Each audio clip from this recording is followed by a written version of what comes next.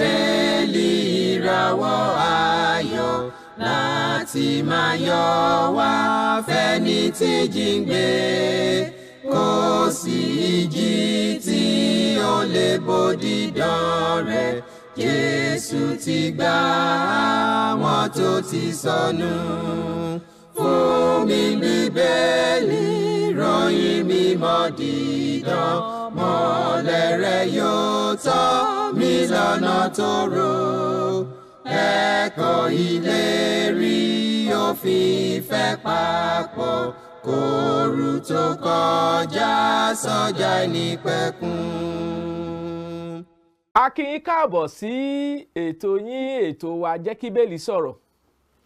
Ètò tí ìjọ Kristi l'Ondo àti ìjọ Kristi níbi gbogbo tí wọ́n ń ṣe olùgbọ̀wọ́ rẹ̀. Orúkọ tèmi ò yí padà, Fasonu Victor, Ajihinrere Kristi. A dúpẹ́ lọ́wọ́ Ọlọ́run fún oore-ọ̀fẹ́ aláìlẹ́gbẹ́. Kí a tó tẹ̀síwájú nínú ìdánilẹ́kọ̀ọ́ tòní, ẹ jẹ́ kí a gbàdúrà. Bàbá wa tí ń bẹ lọ́run, Olódùmarè ọba ayérayé, bàbá wa nípasẹ̀ Jésù Kristi Olúwa, aláàánú àtolóore ọ̀fẹ́ jùlọ ní ẹ̀yin lẹ pọ̀ nínú àánú àtagbára. Ẹ̀yin lẹ wà káyé ó tó máa wà, ẹ̀yin lẹ ó máa wà nígbà táyé kò ní sí mọ́. A dá gbogbo ògo, ọlá, agbára àti ìpadà fẹ́yìn Ọlọ́run ẹlẹ́dàá wa. Ẹ ṣeun torí pé àánú dúró títí láéláé. Ẹ bá wa sọ̀rọ̀ yín lónìí, kẹ́ jẹ́ kí ìfẹ́ yín ó di mímọ̀ lọ́kàn wa, kí ẹ sì gbàkóso gbogbo fún ògo ẹ̀yin Ọlọ́run bàbá, ní orúkọ Jésù Kristi Olúwa wa, àmín. A fi ọpẹ́, ìyìn, ògo, ọlá àti agbára fún Ọlọ́run ẹlẹ́dàá wa fún oore ọ̀fẹ́ aláìlẹ́gbẹ́ àti ìbùkún aláìlópin èyí tí àwa ń rí gbà lọ́dọ̀ Ọlọ́run wa lónìí láti jẹ́ ọ̀kan nínú àwọn alààyè. A dúpẹ́ pé àwọn ènìyàn wa tí wọ́n wò wá nílé ìtajọ́ ń kẹ́kọ̀ọ́ ọ̀rọ̀ Ọlọ́run pàápàá. A dúpẹ́ torí pé àlàáfíà àti wàláàyè Ọlọ́run la bá wọn. Àlàáfíà Ọlọ́run àti wàláàyè rẹ̀ àtọwọ́ agbára rẹ̀ yóò di mímọ̀ lórí ayé wa lórúkọ Jésù Kristi Olúwa wa, àmín. A tún ti dé bí a ṣe ń dé tí à ń jọ ń kẹ́kọ̀ọ́ papọ̀ nínú ohun tí ìfẹ́ Ọlọ́run já sí nínú àgbékalẹ̀ ọ̀rọ̀ mímí Olúwa tí í ṣe Bíbélì. Àtìlẹ́ríkà nínú ọ̀rọ̀ Ọlọ́run pé Tímótì kejì orí ìkẹta gbàtà wọ ẹsẹ̀ 16 sí 17. Ó ní gbogbo ìwé mímọ́ ló ní ìmísí Ọlọ́run, ó ló dáa fún ẹ̀kọ́, ìbániwí, ìgbaniníyànjú sípa òdodo, kí ènìyàn Ọlọ́run kí ó bá lè pé tí a ti múra sílẹ̀ fún iṣẹ́ rere gbogbo. So à ń wo Bíbélì, ohun tí Bíbélì, iṣẹ́ tí Ọlọ́run pàṣẹ fún Bíbélì ni pé Bíbélì tí ń sọ̀rọ̀ Ọlọ́run ní ìmísí Ọlọ́run. Ìdí la fi wo prógráàmù yìí tá a sọ pé jẹ́ kí Bíbélì sọ̀rọ̀. Bíbélì la gbọ́dọ̀ gbà láàyè nínú gbogbo kí ó sọ̀rọ̀ torí pé ọ̀rọ̀ Ọlọ́run ńlá láṣẹ. Ìyẹn bẹ́ẹ̀. A tún sọ fún wa ní wákàtí pé ẹ jẹ́ ká lọ sí ìjọ Kristi tó wà nítòsí wa, kí a tún ṣèwádìí ìjọ Kristi tí a rí nínú Bíbélì tí ń ṣe ẹyọ kan. Kí a wádìí ohun tọ́lọ́run ní ká ṣe ká tó lè di ẹni ìgbàlà. Kí a wádìí ohun tọ́lọ́run gbé kalẹ̀ fún ìsìn mímọ́. Kí a wádìí rẹ̀ ní ìjọ Kristi níbi tí a bá ti lọ. A sì ń gba aládùúrà pé bí a ti ń wádìí ìfẹ́ Ọlọ́run, Olúwa ràn wá lọ́wọ́ láti rí òtítọ́ gẹ́gẹ́ bí ohun tí ọ̀rọ̀ Jésù Kristi Olúwa tó sọ pé yóò mọ òtítọ́, òtítọ́ yóò sì sọ yín di òmìnira. Tẹ́ bá nígbàgbé, à ń kọ́ ẹ̀kọ́ kan lọ ní ọ̀sẹ̀ tí ó kọjá lọ. À ń sọ̀rọ̀ nípa gbígba irọ́ gbọ́ nínú ìsìn lónìí. Ní ọ̀sẹ̀ tó kọjá lọ, a sọ fún wa pé báwo ni ó ṣe rí lọ́kàn wa tí a bá mọ̀ pé ohun tá a kọ́ wa nípa ìgbàlà Ọlọ́run, tá a kọ́ wa nípa Jésù Kristi, ohun tá a kọ́ wa nípa ẹ̀sìn Ọlọ́run pé irọ́ ni, pé kì í ṣe òtítọ́ tá a rí nínú Bíbélì. A tún sọ fún wa ní ọ̀sẹ̀ tó kọjá lọ pé Jésù Kristi fúnra ara rẹ̀ òtítọ́ ni. Ìwé Jòhánù orí 14 ẹsẹ̀ 6 ló sọ bẹ́ẹ̀. A tún sọ fún wa pé ọ̀rọ̀ Ọlọ́run tí a rí nínú Bíbélì pé òtítọ́ ni. ìwé Jòhánù orí 17 ẹsẹ̀ 17 John 17:17. Àwa tún sọ fún wa pé ìjọ tá a rí nínú bíbélì, tí a rí àwòrán rẹ̀ ní bíbélì, tí a rí bó ṣe bẹ̀rẹ̀, tí a rí bó ṣe tẹ̀síwájú, tí a rí bó ṣe fọ́n káàkiri gbogbo àgbáyé, a rí pé òtítọ́ ni, gẹ́gẹ́ bó ta rí nínú ìwé Tímótì kìíní orí 3 ẹsẹ̀ 15 tí Paul ń sọ fún Tímótì pé tí òun bá pẹ́ kóun tó dé, kí Tímótì mọ bó ṣe máa wà ní ilé Ọlọ́run tí ń ṣe ọ̀wọ̀n àti ìpìlẹ̀ òtítọ́. So a ti rí pé Jésù Kristi òtítọ́ ni, ọ̀rọ̀ tó ta kọ sílẹ̀ fún wa tí ń ṣe bíbélì òtítọ́ ni, ìjọ tá a rí nínú bíbélì òtítọ́ ni. Tá bá ti wá sọ fún wa, tá bá ti fún wa ní àwọn ẹ̀kọ́ tí a ti gbà tí kì í ṣe òtítọ́, tá a lè rí ìfẹsẹ̀múlẹ̀ rẹ̀ nínú bíbélì, àgbà irọ́ gbọ́ nìyẹn, a sì gbọ́dọ̀ yí padà. Ohun tá a rí ni pé ní ìwà láàyè, ní ìgbà tá a wà láàyè la lè ronú pìwàdà. Nítorí ìwé oníwàásù orí 9 ẹsẹ̀ 12 ó jẹ́ kí a mọ̀ pé kò sí ìrònúpìwàdà, kò sí ọgbọ́n, àbá, ìmọ̀ tàbí ète èyí tí a lè lò ní ìsà òkú níbi tí àwa ń lọ. So kò sí ìrònúpìwàdà ní ibojì. Bí a bá ti kúrò nínú ara, kò sí àyè fún àtúnṣe kankan, kò sáyè fún àdúrà, kò sáyè fún ìràpadà mọ́, kò sáyè fún pé ká ṣìpẹ̀ mọ́, kò sí àyè gbogbo nǹkan wọn nì mọ́. Gẹ́gẹ́ bí ohun tọ́rọ̀ Ọlọ́run sọ pé ní ìwọ̀nba tí a ti fi lélẹ̀ fún ènìyàn láti kú lẹ́ẹ̀kan, lẹ́yìn ikú ìdájọ́. Ìwé Hébérù orí 9 ẹsẹ̀ 29 ló kọ́ wa bẹ́ẹ̀. So ẹ̀yin ènìyàn wa nílé, ohun tá à ń gbéyẹ̀wò tí ń ṣe gbígba irọ́ gbọ́ nínú ẹ̀sìn lónìí, a fẹ́ wo apá kejì ẹ̀kọ́ náà. A ti gbé àwọn àlàyé kalẹ̀ nípa ìbẹ̀rẹ̀ pẹ̀pẹ̀ àwọn ẹ̀kọ́ náà ní ọ̀sẹ̀ tó kọjá lọ, tí a tún gbé àlàyé kalẹ̀ fún wa nípa rẹ̀ lónìí. A fẹ́ sọ fún wa pé ní ìgbà tá a bá wà láàyè la lè ṣe àtúnṣe, la lè ronúpìwàdà, la lè tẹ̀ sí ọ̀rọ̀ Ọlọ́run tá a ti rí àgbékalẹ̀ rẹ̀ nínú bíbélì. Tá a bá ti kúrò nínú ara, tá a ti bọ́ àgọ́ ara yìí sílẹ̀, a ò lóore ọ̀fẹ́ láti yí padà mọ́, a ò lóore ọ̀fẹ́ láti ṣàtúnṣe mọ́. Ìdí ẹ̀ ló fi jẹ́ pé ẹ̀yin tẹ́ ń wò mí tí a jọ ń kẹ́kọ̀ọ́ ọ̀rọ̀ Ọlọ́run papọ̀, ní ìwà láàyè wa la lè ṣàtúnṣe iṣẹ́ ìsìn wa sí Ọlọ́run tí ẹ̀yin pàápàá bá wò pé ó mẹ́hẹ gẹ́gẹ́ bí àwọn ẹ̀kọ́ tàbí ohun tẹ́ ẹ ti gbọ́, torí pé Ọlọ́run ti fún wa ní bíbélì kí a máa ṣàṣàrò nínú rẹ̀ lọ́sàn-án àti lóru. So tá a bá ti wo bíbélì, tá a bá ti rí i pé ohun tá a gbàgbọ́ nípa ìgbàlà Ọlọ́run kì í ṣe òtítọ́, ohun tá a gbàgbọ́ nípa ìjọ kì í ṣe òtítọ́, ohun tá a gbàgbọ́ nípa dídí ẹni ìgbàlà kì í ṣe òtítọ́, a lójúṣe ní ìwà láàyè wa láti yí padà sí òtítọ́ tí a bá nínú bíbélì. Gẹ́gẹ́ bí a sọ fún wa, nínú ayé yìí ní ìwà láàyè wa la lè yí padà. Tá a bá yí padà nínú ara, tá a bá yí padà ní ìwà láàyè wa, a ò lè fìjọba Ọlọ́run ṣèrè jẹ, a ò sì lè, kò sí ògo tá a lè ní, a ò lè ṣògo nínú àìṣòtítọ́, nínú irọ́, inú Ọlọ́run kò dùn sí.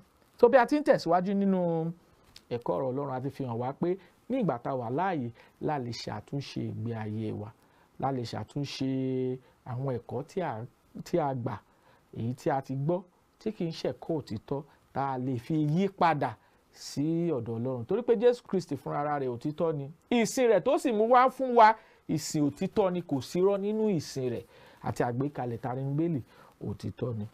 A fẹ́ fi hàn wá pé ǹjẹ́ ẹ mọ̀ pé a lè tàn wá jẹ bí? Ǹjẹ́ ẹ mọ̀ pé a lè tàn wá jẹ nínú ìsìn tá ò bá lè farabalẹ̀ láti kẹ́kọ̀ọ́, tá ò bá lè farabalẹ̀ láti kà, tá ò bá lè farabalẹ̀ láti wádìí, a lè tàn wá jẹ. A lè tàn wá jẹ. We can be deceived. A lè tàn wá jẹ tá ò bá lè farabalẹ̀ láti kẹ́kọ̀ọ́. Ẹ̀gbọ́n tọ́rọ̀ Ọlọ́run sọ ní Tímótì kejì orí kejì gbàtà kíyèsí ẹsẹ̀ 15 2 Timothy 2:15, ó ní ká ṣáàpọn láti jẹ́ akẹ́kọ̀ọ́ tí kò ní láti tijú, ṣùgbọ́n tí ń pín ọ̀rọ̀ Ọlọ́run bó ti tọ́ àti bó ti yẹ. A gbọ́dọ̀ kẹ́kọ̀ọ́ nínú nínú ọ̀rọ̀ Ọlọ́run ká má bàa tàn wá jẹ, ká má bàa bọ́ sọ́wọ́ àwọn ẹlẹ́tàn, àwọn olùkọ́ni èké tí kì í ṣe olùkọ́ni òtítọ́. So tá a bá lè kẹ́kọ̀ọ́ Bíbélì, tá a bá lè wo Bíbélì fún tọ́lọ́run sọ fún ìgbàlà, tọ́lọ́run sọ fún ìjọ, tọ́lọ́run sọ fún iṣẹ́ ìsìn wa sí Ọlọ́run, a lè tàn wá jẹ. We can be deceived. A lè tàn wá, a lè tàn wá, ilé gbọ́dọ̀ yé wa. Tá a bá lè wádìí Bíbélì, Jésù Kristi sọ pé ẹ wá ìwé mímọ́, nínú rẹ̀ lẹ rò pé ti ní ìyè àìnípẹ̀kun, àwọn nǹkan wọ̀nyí ní ń jẹ́rìí mi. Jòhánù orí 5, John 5:39 ló sọ bẹ́ẹ̀.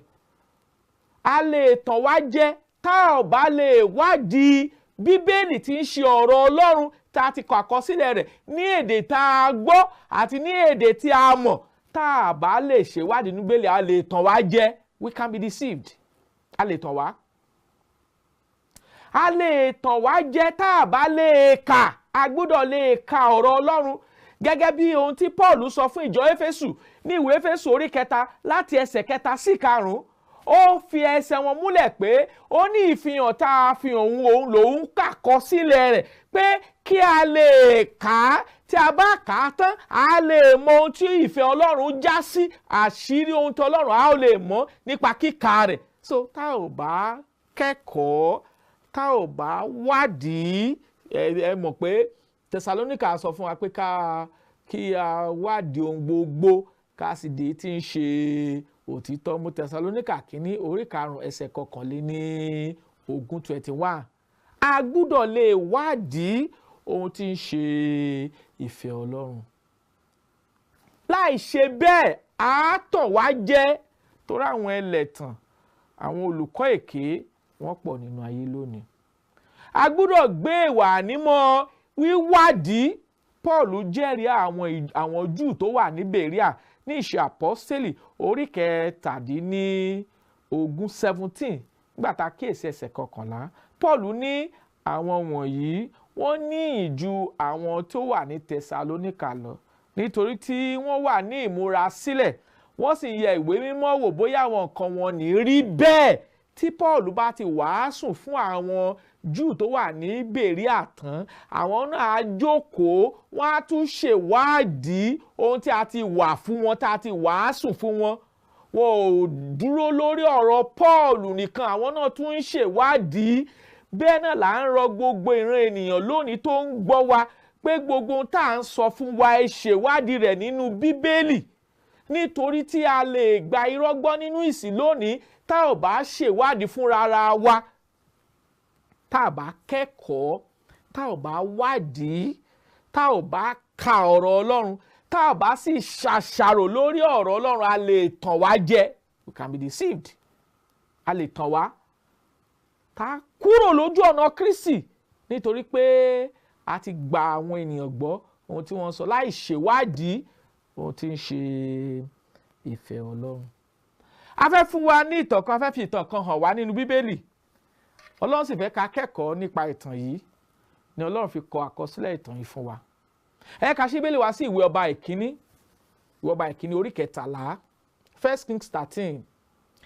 Mo fẹ́ ká wo ìtàn yìí níbẹ̀. Ìwé ọba ìkíní orí 13, mo fẹ́ ká wo láti ẹsẹ̀ 1 títí dé ẹsẹ̀ tó parí, torí pé ìtàn yìí ṣe pàtàkì fún wa, ó sì ṣe pàtàkì fún ẹ̀kọ́ tí à ń gbé yẹ̀wò pé gbígba irọ́ gbọ́ nínú ìsìn lónìí ó ṣe pàtàkì. Ọlọ́run gbé wòlíì, ènìyàn Ọlọ́run kan dìde láti ìlú Júdà lọ sí ìlú Bẹ́tẹ́lì kí ó lọ sọ àsọtẹ́lẹ̀ fún ọba Jeroboamu nípa pẹpẹ tí wọ́n gbé kalẹ̀ tí wọ́n fi ń bọ onírúurú òrìṣà, Báàlì àti bẹ́ẹ̀ bẹ́ẹ̀ lọ.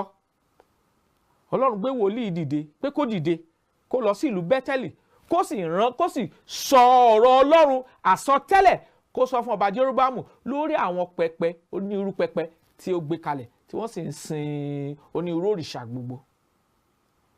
Ọlọ́run sì sọ fún wòlíì yìí, ènìyàn Ọlọ́run yìí, pé tó bá ti ń lọ sí Bẹ́tẹ́lì, ọ̀nà tó gbà wá náà kọ́ ló gbúdọ̀ gbà padà tó bá ti jíṣẹ́ tí mo rán ọ tán. Ní ìlú Bẹ́tẹ́lì o kò gbúdọ̀ jẹ bẹ́ẹ̀ ni o kò gbúdọ̀ mu. Ohun tọ́lọ́run sọ fún ènìyàn Ọlọ́run yìí nìyí. Ènìyàn Ọlọ́run yìí dìde, ó wá sí ìlú Bẹ́tẹ́lì níbi tí Jeroboamu tó jókòó gẹ́gẹ́ bí ọba. Ó sì sọ àsọtẹ́lẹ̀ fún ọba Jeroboamu nípa ohun tọ́lọ́run gbé àgbékalẹ̀ rẹ̀ fún. Ó sì sọ bí ó ti ń sàsọtẹ́lẹ̀ pé gbogbo àwọn òkè yìí tẹ́ fi ń bọ òrìṣà gbogbo ẹ̀ ni yóò fọ́ tútú, tá ó gbé gbogbo rẹ̀ lulẹ̀. Ọlọ́run yóò dìde, àmì yóò dìde, a ó bí ẹnìkan tá a porúkọ rẹ̀ ní Jòsáyà. Bí ó ti ń sọ àsọtẹ́lẹ̀ yìí tán ni ọba Jeroboamu inú bí, bó ṣe nawọ́ rẹ̀ bí mo ti nawọ́ yìí pé ẹ mú. Bí ó ti nawọ́ yìí ni ọwọ́ yìí gbẹ, kò lè gbé padà, kò lè ná síwájú, ọwọ́ gbẹ lórí ìdúró. Bí ó ti rí ìṣẹ̀lẹ̀ yìí ló wá bẹ ènìyàn Ọlọ́run pé jọ̀ọ́ bá mi bẹ Ọlọ́run rẹ̀ kó lè dá ọwọ́ mi padà.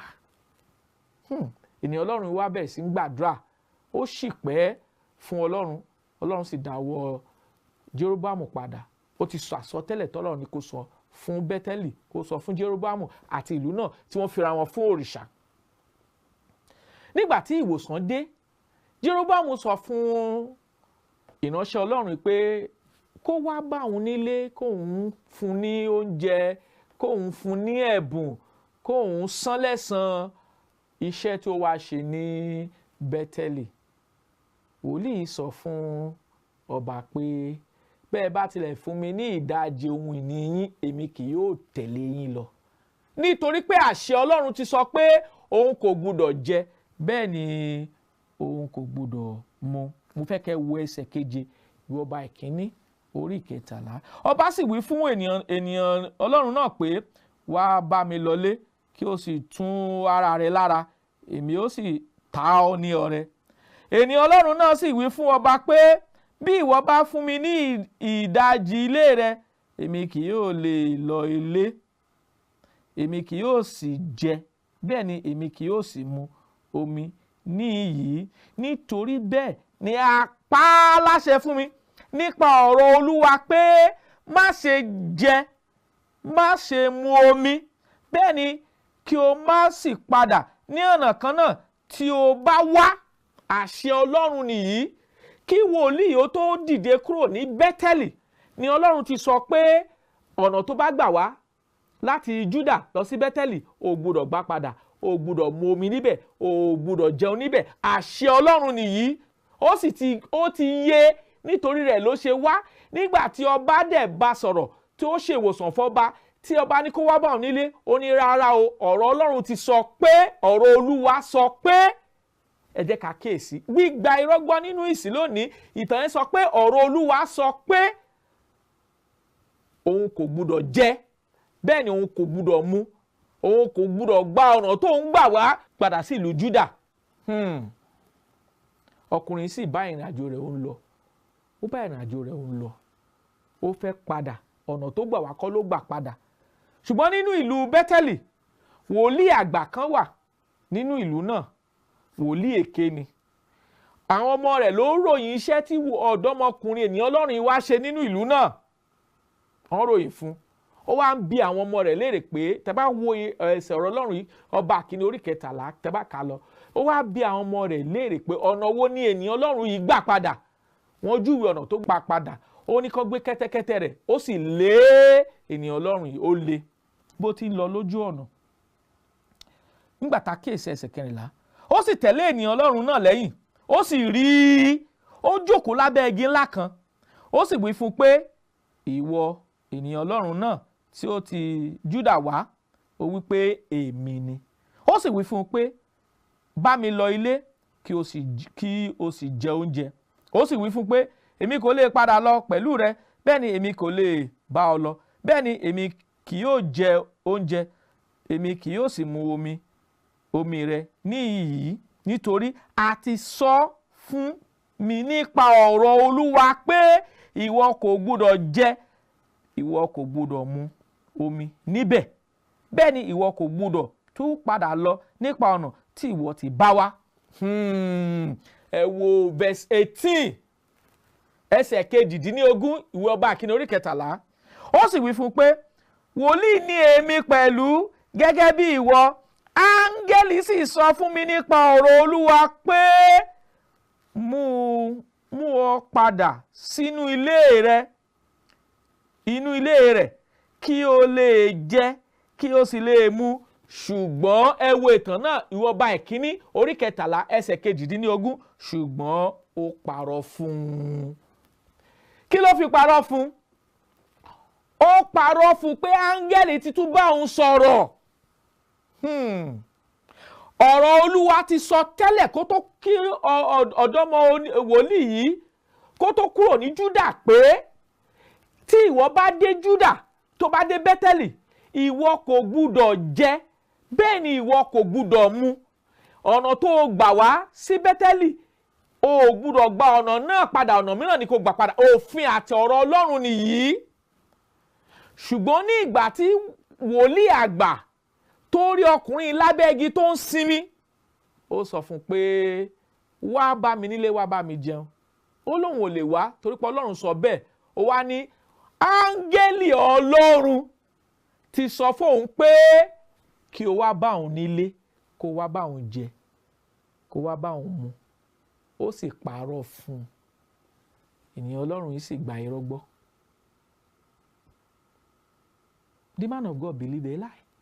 Ó gba irọ́ ìgbọ́, ó sì tẹ̀lé lọlé. Níta fi sọ fún wa pé bàbá kẹ́kọ̀ọ́ nínú Bíbélì a lè gbàrọ́ gbọ́.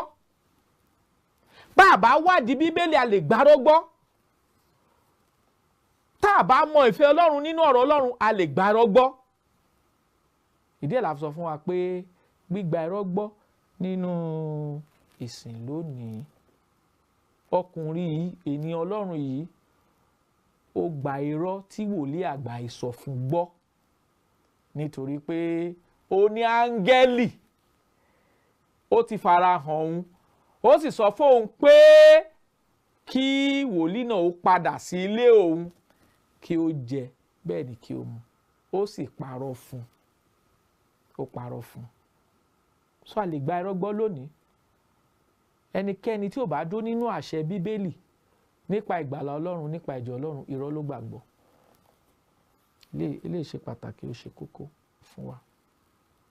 Jẹ́jẹ́ mọ̀ pé a lè gba irọ́ gbọ́ lónìí tá a bá sì ń tẹ́tí sí áńgẹ́lì, tá a bá sì ń fẹ́ káńgẹ́lì ó bá wa sọ̀rọ̀ tàbí kẹ́mi kó bá wa sọ̀rọ̀. Yàtọ̀ sóhun tọ́lọ́run ti gbé kalẹ̀ fún ìgbàlà Ọlọ́run gẹ́gẹ́ bí ọ̀rọ̀ Ọlọ́run ti pàṣẹ rẹ̀. Ẹ̀gbọ́n tọ́rọ̀ Ọlọ́run sọ ni. Tẹsalóníkà kejì. Torí pé ọ̀pọ̀lọpọ̀ ló gba irọ́ gbọ́ lónìí ní ti ẹ̀mí Ọlọ́run. Tẹsalóníkà kejì orí kejì, ká gbọ́ ohun tọ́rọ̀ Ọlọ́run sọ. Ká kíyèsí láti ẹsẹ̀ 9, ká gbọ́ ohun t'Olúwa wí. Ó ní àti pẹ̀lú ìtànjẹ àìṣòdodo gbogbo fún àwọn tí ń ṣègbé nítorí tí wọn kò gba ìfẹ́ Ọlọ́run tí a bá fi gbà wọ́n là. Àti nítorí èyí Ọlọ́run rán ohun tí ń ṣiṣẹ́ ìṣìnà sí wọn kí wọn kí ó lè gba èké gbọ́, kí a lè ṣe ìdájọ́ wọn àwọn tí kò gba òtítọ́ gbọ́ ṣùgbọ́n tí wọ́n ní inú dídùn sínú àìṣòdodo. Ẹ wo ẹsẹ̀ 13. Ṣùgbọ́n iṣẹ́ wa ni láti máa dúpẹ́ lọ́wọ́ Ọlọ́run nígbà gbogbo nítorí yín, ará olùfẹ́, nípa ti Ọlọ́run, nítorí láti àtètèkọ́ṣe ni Ọlọ́run ti yàn yín sí ìgbàlà nínú ìsọdimímọ́ ẹ̀mí àti ìgbàgbọ́ òtítọ́. A lè gbàrọ́ gbọ́ tá a bá sì ń tẹ́tí sí ẹ̀mí kan pé ó máa wá kọ́ wa nípa ìfẹ́ Ọlọ́run, á fi ọ̀nà Ọlọ́run hàn wá, á pè wá sínú ọgbà àjàrà Ọlọ́run. Irọ́ ni. Kí nìdí? Ìdí ni pé ohun tá a ṣe tá a fi dẹni ìgbàlà Ọlọ́run ti kọ́ wa nínú Bíbélì. Ìjọ tá a wà tá a fi dúró nínú ìgbàlà Ọlọ́run Ọlọ́run ti fi hàn wá nínú Bíbélì. Ẹ̀kọ́ tá a máa kọ́ tá a fi dúró nínú ìgbàlà Ọlọ́run Ọlọ́run ti fi hàn wá nínú Bíbélì. Ohun gbogbo tọ́lọ́run tó nìkan ṣe pẹ̀lú ìyè àti ìwà bí Ọlọ́run Ọlọ́run ti fi hàn wá. Àtìlẹ́sọ àsọtẹ́lẹ̀ nínú ìwé Tímótì kìíní orí 9 a sọ pé ẹ̀mí tẹnumọ́ pé ní ìkẹyìn ọjọ́ àwọn mìíràn yóò kúrò nínú ìgbàgbọ́, yóò máa fiyèsí àwọn ẹ̀mí tí ń tọ́ni jẹ àti àwọn ẹ̀mí èṣù gbogbo àti sàsọtẹ́lẹ̀ rẹ̀. Nítorí pé wòlíì ènìyàn Ọlọ́run yìí ní ìwé ọba Ìkíni orí 13 ó gbọ́ pé áńgẹ́lì Ọlọ́run òun ni ó fi ṣe kíni ló fi gba wòlíì àgbàgbọ́, irọ́ sì ló pa fún. Bẹ́ẹ̀ náà ni ọ̀pọ̀lọpọ̀ àwọn ènìyàn lónìí tí wọ́n ń tẹ́tí sí àwọn ẹ̀mí onírúurú tí kì í ṣe ẹ̀mí Ọlọ́run, tí wọ́n sì rò pé ẹ̀mí Ọlọ́run ni wọ́n. Ẹ̀gbọ́n tí Paul sọ ní ìwé Gàlátíà orí 1 ẹsẹ̀ 6. Paul ní bá ṣe àwa ni tàbí áńgẹ́lì kan láti ọ̀run wá tó bá wàásù ìrere mìíràn fún yín ju èyí tí a ti wàásù fún yín lọ, kí ó di ẹni ìfibú. Gàlátíà orí 1 ẹsẹ̀ 6 sí 9 òun ló sọ bẹ́ẹ̀. Ìrere òtítọ́ tọ́lọ́run ti gbé ka iwájú wa tá a ti rí àkọsílẹ̀ ní Bíbélì ó ti tó wa. Ìjọ òtítọ́ tọ́lọ́run ti fi hàn wá nínú ọ̀rọ̀ Ọlọ́run ó ti tó wa. Ìsìn mímọ́ tá a ti bá lọ́wọ́ àwọn àpọ́sẹ̀lì ó ti tó wa. Tá a bá ń ṣe nǹkan mìíràn tá a sọ pé ẹ̀mí ló sọ fún wa tàbí áńgẹ́lì kan ló sọ fún wa, irọ́ la gbàgbọ́ tó ti yàtọ̀ sí àgbékalẹ̀ Ọlọ́run. Ilé gbọ́dọ̀ yé wa bí a ti ń tẹ̀síwájú. So a lè gbára gbọ́ tá a bá kẹ́kọ̀ọ́ nínú Bíbélì. Kí ni àwọn ewu tó ń bẹ nínú kéèyàn gba irọ́ gbọ́? The consequences, spiritual consequences of believing a lie. Nípa ìsìn, kí ni àwọn ewu tó ń bẹ nínú kéèyàn gba irọ́ gbọ́ nínú ìsìn lónìí? Ewu àkọ́kọ́, ìtànjẹ ẹ̀mí, spiritual deception. Ìtànjẹ ẹ̀mí. Ọkàn tí a bá ti parọ́ fún nínú ìsìn Ọlọ́run tó sì gba irọ́ náà àti tàn án jẹ nípa tẹ̀mí. Kéèyàn gba irọ́ gbọ́ a máa jẹ́ kéèyàn kúrò nínú òtítọ́ Ọlọ́run, kò ní jẹ́ kéèyàn dúró nínú òtítọ́ ọ̀rọ̀ Ọlọ́run. Gbígba irọ́ gbọ́ a máa jẹ́ kéèyàn ní ẹ̀mí ìyapa sí Ọlọ́run. Tá bá ka ìwé Tẹsalóníkà kejì orí 2 ẹsẹ̀ tá kà yẹn, ó ní ìwọ̀n bí wọn kò gba ìfẹ́ òtítọ́ gbọ́, Ọlọ́run fi wọ́n sílẹ̀ láti gba irọ́ gbọ́. Tá bá ti wàásù òtítọ́ fún ni, bí ènìyàn bá gba òtítọ́ gbọ́, Ọlọ́run á fi sílẹ̀ láti ṣe tó wù láti gba irọ́ gbọ́. Ọ̀pọ̀lọpọ̀ ló gba irọ́ gbọ́ lónìí nítorí pé ìwàásù òtítọ́, ọ̀rọ̀ òtítọ́ tá a ti kà nínú Bíbélì kò tẹ́ wọn lọ́rùn, kò tó fún wọn. Ọlọ́run sì fi ọkàn wọn sílẹ̀ láti gba ohun tó wù wọ́n gbọ́. Ọ̀pọ̀lọpọ̀ ló gba ẹ̀mí búburú lónìí, tẹ̀mí búburú ń darí rẹ̀ nínú ìsìn lónìí, tí kì í ṣe ẹ̀mí Jésù Kristi, tí kì í ṣe ẹ̀mí mọ́ Ọlọ́run, tó sì ti yapa kúrò nínú ìfẹ́ Ọlọ́run tá a rí nínú Bíbélì, èyí tí ò yẹ kí ó rí bẹ́ẹ̀. Ẹ̀yin ènìyàn wa nílé, bí èèyàn bá gba irọ́ gbọ́, ìyapa wà láàárín òun àti Ọlọ́run, torí pé Ọlọ́run ò sí nídìí rúdurùdu. Kọ́ríńtì kínní orí 14 pàtàkì ẹsẹ̀ 23 33, ó ní Ọlọ́run kì í ṣe Ọlọ́run rúdurùdu bí kò ṣe Ọlọ́run àlàáfíà, gẹ́gẹ́ bí ó ti rí nínú ìjọ àwọn ènìyàn mímọ́. Ọlọ́run wa tá à ń sìn, tá à ń tẹríba fún, Ọlọ́run òtítọ́ ni, a sì ti kọ òtítọ́ rẹ̀ sí Bíbélì. Bá ò bá dúró nínú òtítọ́ ọ̀rọ̀ Ọlọ́run, a ó gba irọ́ gbọ́. Tá bá sì gba irọ́ gbọ́, ta ló lẹ̀bi? Àwa la lẹ̀bi. Ẹ̀bi yẹn ò kì í ṣe fún Ọlọ́run torí pa ti fún wa ní Bíbélì. Ẹ má ṣe gba ẹ̀mí kẹ́mi láàyè láti darí wa. Ọ̀rọ̀ Ọlọ́run ta rí ní Bíbélì òtítọ́ fún wa. Ẹ̀kọ́ yóò tí ì parí, a ó tún gbé apá kẹta rẹ̀ jáde ní ọ̀sẹ̀ tó ń bọ̀. Irọ́ táwọn ti gbàgbọ́ nínú ìsìn lónìí, a ó tún gbé kalẹ̀ nínú apá kẹta gbígba irọ́ gbọ́ nínú ìsìn lónìí. Ṣùgbọ́n tá a ti gbé ọkàn wa sí, tá a ti ṣàlàyé fún wa nípa ìfẹ́ Ọlọ́run, ẹ jẹ́ ká ṣàṣàrò lórí rẹ̀. Ẹ jẹ́ ká dàbí àwọn ará Bèríà ní Ìṣe Àpọ́sítélì orí 17 ẹsẹ̀ 11. Paul sọ pé ó ní àwọn wọ̀nyí ní ìyìn ju àwọn tó wà ní Tẹsalóníkà lọ, tí í ṣe àwọn ará Bèríà, torí pé wọ́n wà ní ìmúrasílẹ̀, wọ́n sì ń yẹ ìwé mímọ́ wò bóyá àwọn kan wọn ní rí bẹ́ẹ̀. Ẹ jẹ́ ká padà sínú Bíbélì ká bẹ̀rẹ̀ sí ń yẹ ìwé mímọ́ wò ká má bàa gba irọ́ gbọ́. Àdúrà àti ìfẹ́ wa sí Ọlọ́run ni pé Ọlọ́run á fi ìfẹ́ rẹ̀ àti ọ̀rọ̀ rẹ̀ aláìlópin àti ìmọ̀ rẹ̀ aláìlẹ́gbẹ́ á fi hàn wá, á sì kọ́ wa mọ̀ ṣe gẹ́gẹ́ bí àgbékalẹ̀ Bíbélì. Ẹ má ṣe jẹ́ ká gbàgbé o, ètò yìí jẹ́ kí Bíbélì sọ̀rọ̀. Bíbélì la gbọ́dọ̀ gbà láàyè láti bá wa sọ̀rọ̀ nínú ohun gbogbo kí àwa kó lè máa rìn nínú ìfẹ́ Ọlọ́run. Olúwa yóò ràn wá lọ́wọ́ lórúkọ Jésù bí a ti ń làkàkà láti ṣèfẹ́ rẹ̀. Ọlọ́run yóò sì tan ìmọ́lẹ̀ ọ̀rọ̀ rẹ̀ sí wa lọ́kàn, òkùnkùn kan kò sì ní ráàyè lórí ayé wa. Inú wa dùn, ayọ̀ wa kún fún ọ̀rọ̀ fẹ́ta ní lónìí kí a jọ kẹ́kọ̀ọ́ ọ̀rọ̀ Ọlọ́run papọ̀.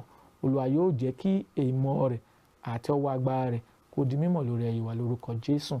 Tẹ́ ẹ bá ní ìbéèrè tàbí ẹ̀bẹ̀ fún àdúrà, àwọn nọ́mbà tẹ́ ó pè wá sí nìyí 08057444902 tàbí 08065717023. A tún tún nọ́mbà náà pè fún wa 08057444902 tàbí 08065717023. Kí àlàáfíà àti wàhálà iyọ̀ Ọlọ́run àti ọwọ́ agbára rẹ̀ tí ń fi ní mọ òtítọ́ ọ̀rọ̀ Ọlọ́run kó di mímọ̀ nínú ayé wa lórúkọ Jésù Kristi Olúwa wa.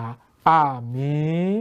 Fún mi ní Bíbélì ìràwọ̀ ayọ̀ láti máa yọ̀ wá fẹ́ni tí jíǹgbé, kò sí ìjì tí ó lè bòdì dán rẹ̀.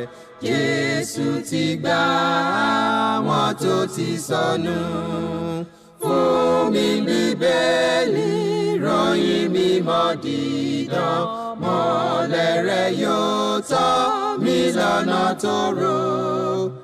Ẹ̀kọ́ ìlérí òfin ìfẹ́ papọ̀, kóru tó kọjá sọ́jà ìnípẹ̀kun.